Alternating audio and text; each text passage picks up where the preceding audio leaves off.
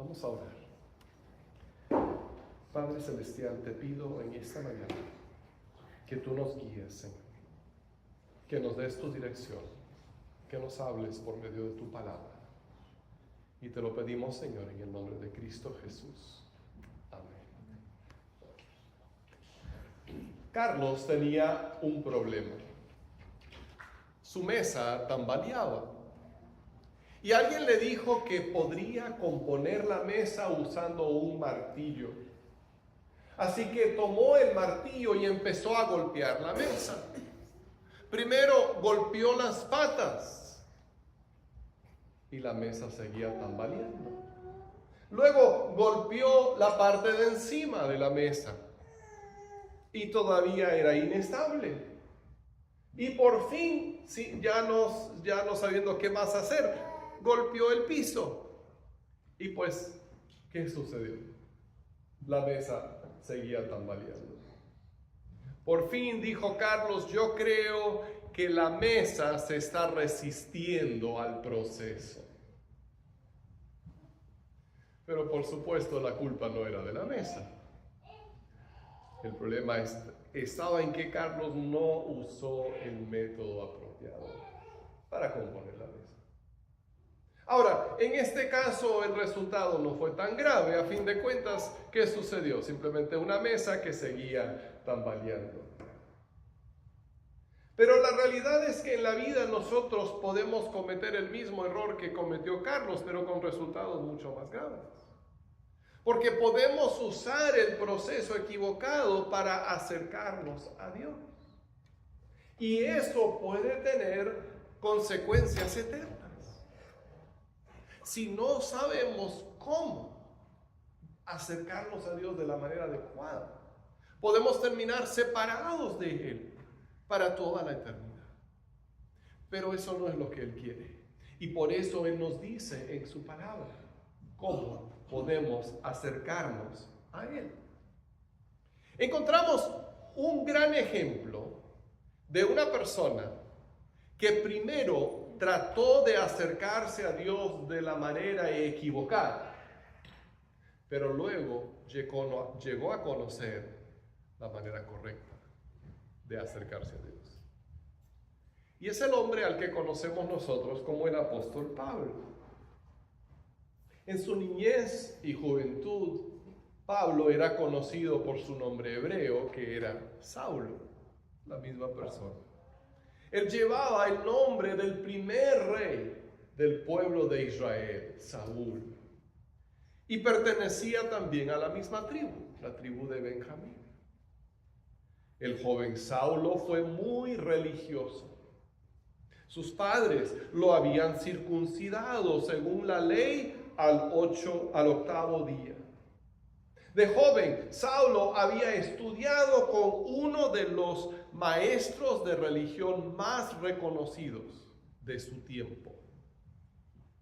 Sus padres le habían enseñado a obedecer la ley de Dios al pie de la letra.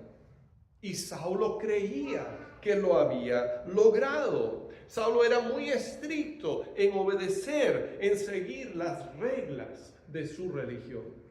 Y él estaba seguro de que su vida devota lo hacía justo ante los ojos de Dios. Se sentía muy confiado en sí mismo. Y sin embargo, Saulo tuvo un encuentro que cambió su vida. Un día, mientras iba de camino a Damasco, según él, sirviendo a Dios y ganando más puntos de mérito ante él, tuvo un encuentro con Jesucristo mismo. Y en ese momento, en ese instante, su mundo se volcó. Y Saulo se dio cuenta de que había estado totalmente equivocado. De sentirse tan seguro, se dio cuenta de que no, al contrario, había estado completamente mal. Por decirlo así, Pablo había martillado la mesa chueca tratando de enderezarla, pero así nunca se iba a lograr. En ese momento de encuentro con Jesús, toda su religiosidad y todos sus esfuerzos por quedar bien con Dios quedaron invalidados. Él llegó a entender que solamente una cosa le servía. Algunos años después, él escribió una carta donde describió ese proceso. Y hoy vamos a leer algunos versículos de esa carta que escribió el apóstol Pablo. Se encuentran en Filipenses capítulo 3, versículos 7 al 9. Y con la ayuda de Dios vamos a comprender lo que Pablo también había llegado a comprender. Dice así: sin embargo, todo aquello que para mí era ganancia, ahora lo considero pérdida por causa de Cristo. Es más, todo lo considero pérdida por razón del incomparable valor de conocer a Cristo Jesús, mi Señor. Por Él lo he perdido todo y lo tengo por estiércol, a fin de ganar a Cristo y encontrarme unido a Él. No quiero mi propia justicia que procede de la ley, sino la que se obtiene mediante la fe en Cristo. La justicia que procede de Dios basada en la fe. Hasta aquí la lectura de la palabra de Dios.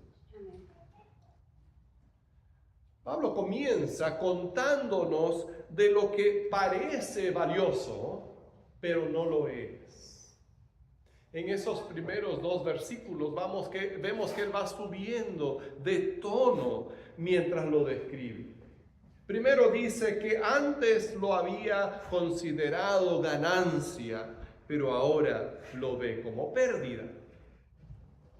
Y luego dice, es más, todo lo consideró pérdida. Y finalmente termina describiéndolo como estiércol, como desechos, como basura. Pero ¿qué es esto que Pablo había llegado a entender que no tenía valor? Bueno, si leemos los versículos anteriores, lo describe. Y a lo que se refiere es a la historia que yo les conté hace unos momentos. Se refiere a su nacimiento en el seno de una familia muy religiosa, judía, de haber sido criado en las enseñanzas de la ley, de haberse esforzado por conseguir esa justicia, siguiendo esos reglamentos.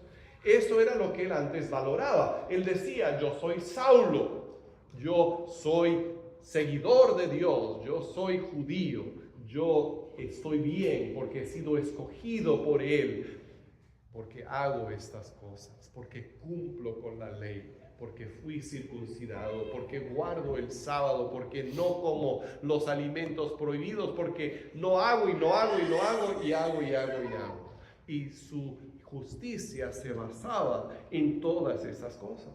Y eso es lo que él consideraba importante. Pero ahora él llega a entender que esas cosas no valen nada. Es más, dice, nada en este mundo tiene valor cuando se compara con Cristo.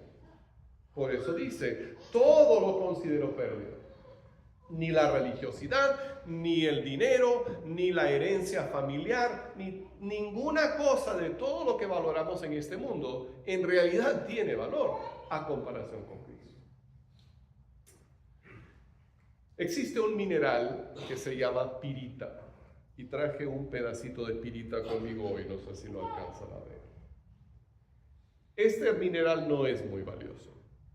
Lo pueden comprar en eBay con, no sé, $5 probablemente. Es una cosa muy barata.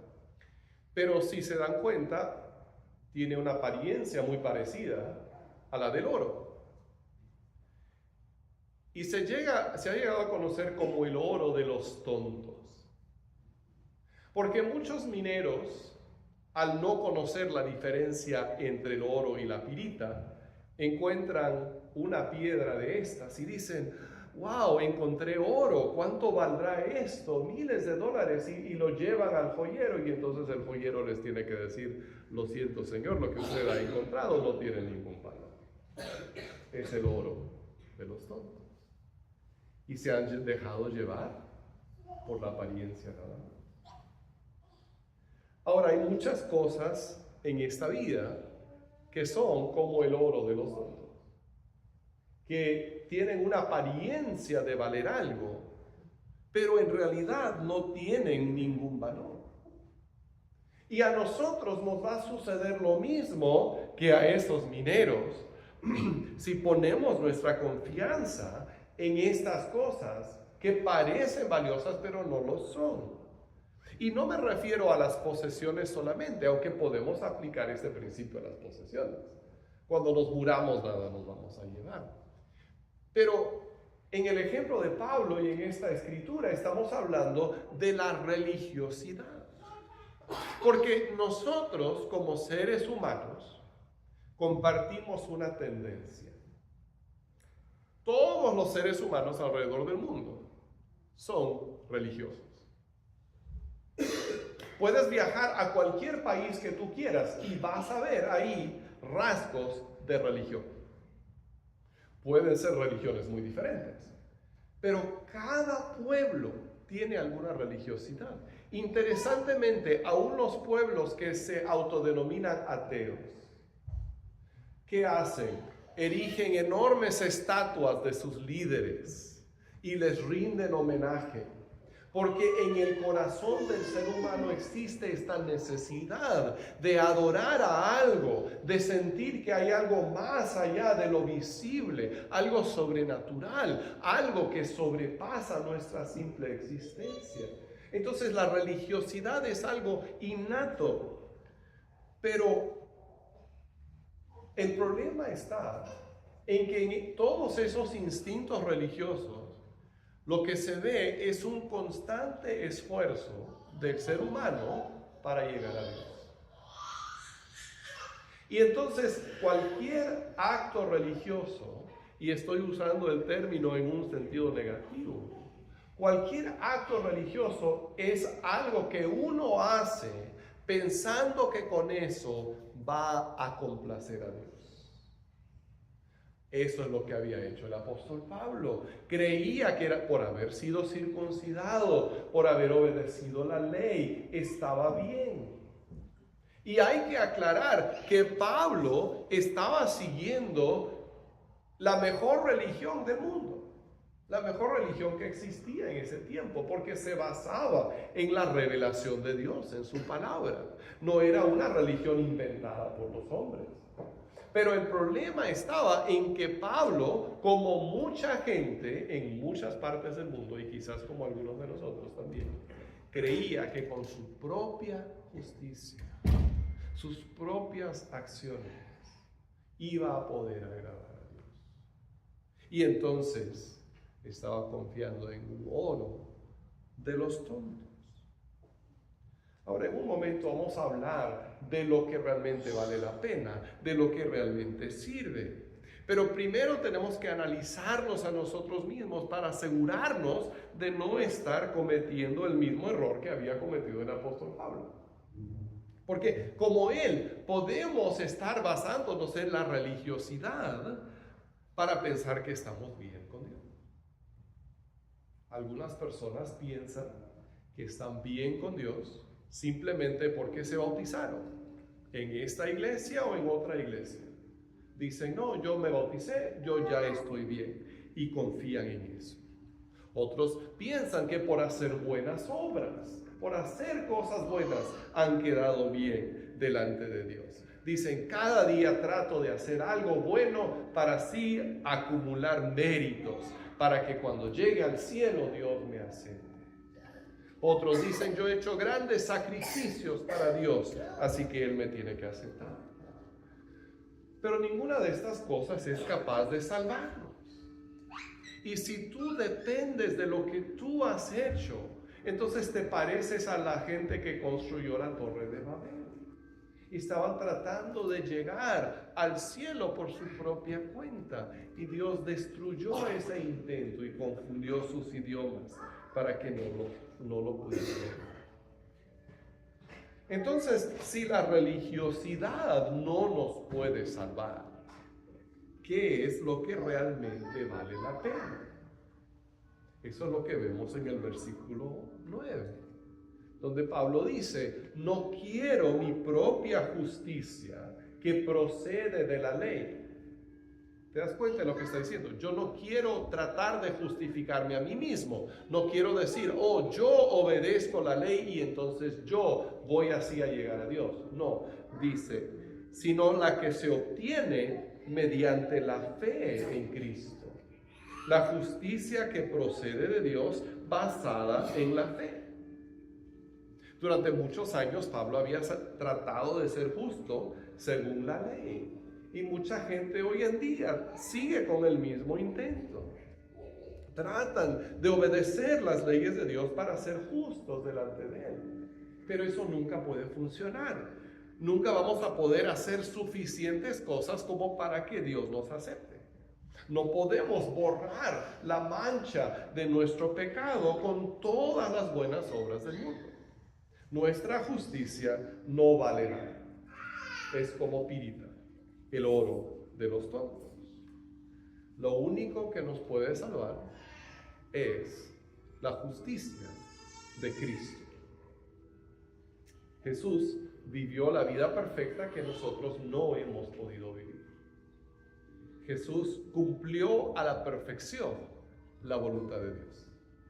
Y cuando Jesús murió en la cruz, se ofreció a sí mismo como sacrificio en nuestro lugar.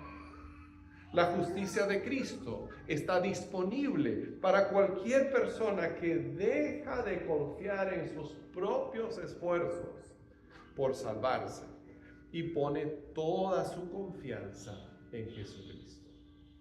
Esa es la justicia que viene por la fe. Es la justicia que procede de Dios y se basa en la fe.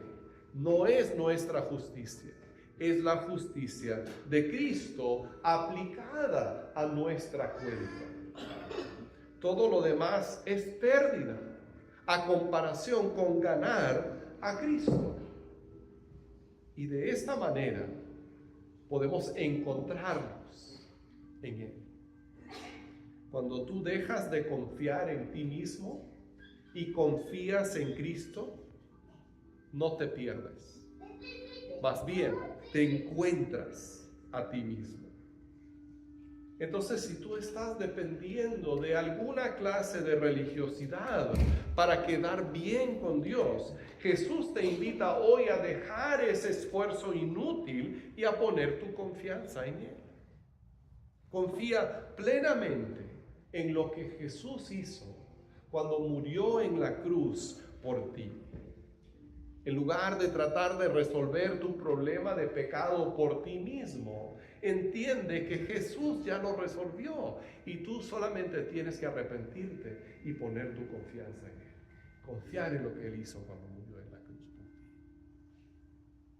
Ahora, si tú ya le has entregado tu vida a Cristo, entonces tengo un reto para ti.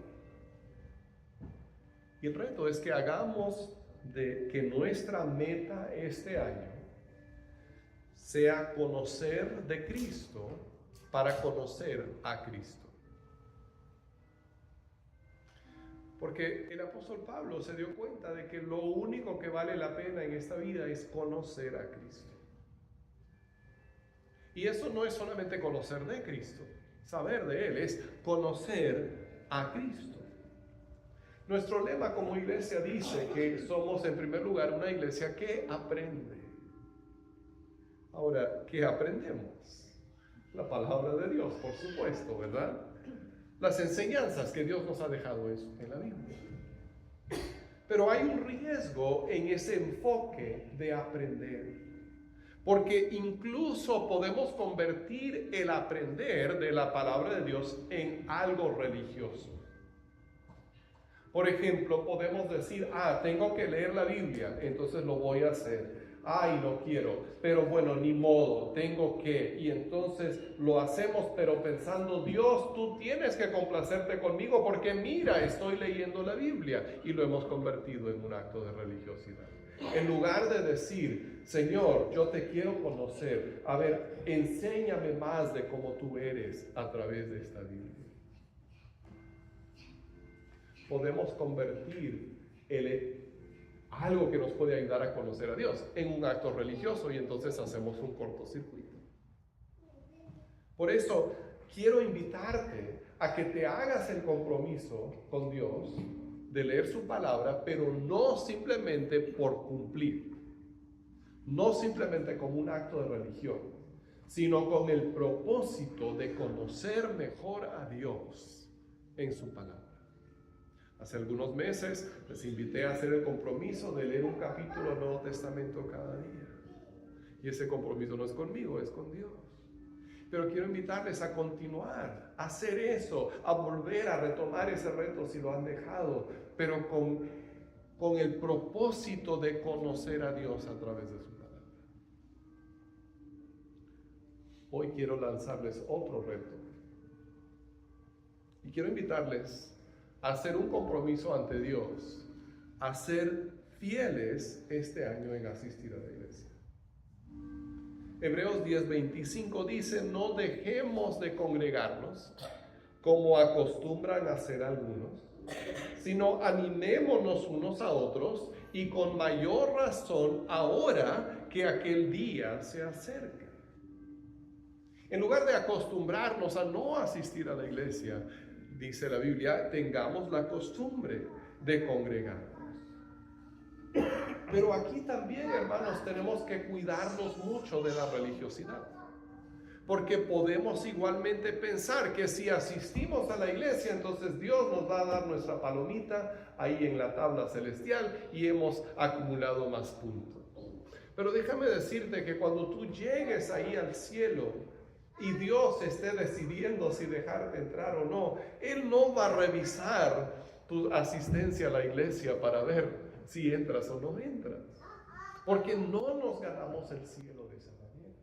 Entonces les invito a que hagamos el compromiso de ser fieles, pero no con la idea de ganarnos puntos con Dios, sino porque al asistir aquí, al reunirnos, al venir a la escuela dominical, al escuchar el mensaje, al cantar juntos, conocemos mejor a Dios.